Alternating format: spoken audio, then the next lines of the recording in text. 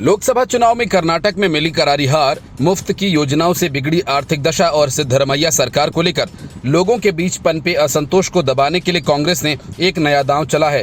कांग्रेस सरकार ने राज्य में निजी संस्थानों में कन्नड़ लोगों के लिए आरक्षण लागू किया है। कांग्रेस सरकार ने राज्य में निजी संस्थानों में कन्नड़ लोगों के लिए आरक्षण लागू करने का फैसला लिया है, लेकिन सरकार के इस फैसले को लेकर राज्य में अभी से ही सवाल उठने लगे, क्योंकि हरियाणा सरकार ने भी राज्य में स्थानीय लोगों के लिए ऐसा ही प्रावधान किया था, जिसे हाईकोर्ट ने असंवैधानिक बताते हुए रद्द कर दिया। इसलिए माना जा रहा है कि सिद्धरमैया सरकार का ये फैसला लागू होने से पहले ही हाईकोर्ट द्वारा खारिज कर दिया जाएगा।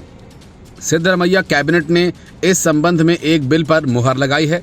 इस बिल में कहा गया कि राज्य की गैर प्रबंधकीय नौकरियों में 75% और प्रबंधकीय नौकरियों में 50% आरक्षण कन्नड़ भाषी लोगों को दिया जाएगा। बेंगलुरु में हुई राज्य कैबिनेट की बैठक में इस बिल को मंजूरी दे दी गई।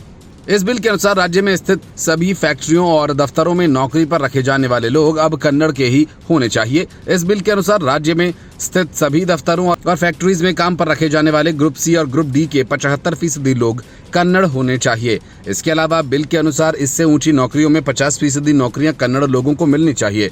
बिल के अनुसार कर्नाटक में जन्मा या कर्नाटक में पिछले 15 सालों से रह रहा कोई भी व्यक्ति कन्नड़ माना जाएगा और इस आरक्षण का लाभ मिलेगा।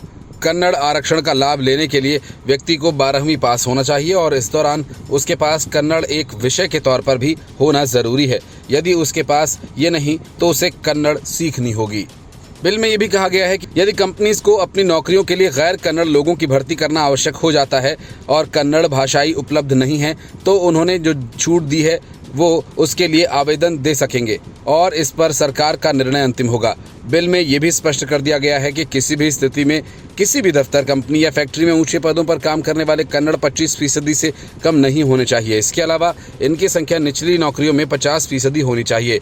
बिल में अधिकतम 75% आरक्षण की बात कही गई है, लेकिन भ्रम फैलाने के लिए राज्य के मुख्यमंत्री सिद्धरमैया ने एक ट्वीट में सी और डी ग्रुप नौकरियों में 100% आरक्षण की बात तक कह डाली।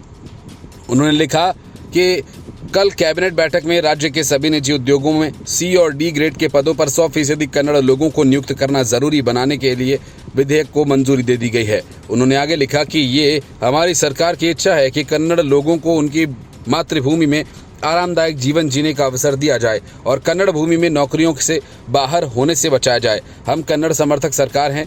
हमारी प्राथमिकता कन्नडिगाओं के कल्याण की देखभाल करना है। लेकिन बाद में इस ट्वीट को डिलीट कर दिया गया।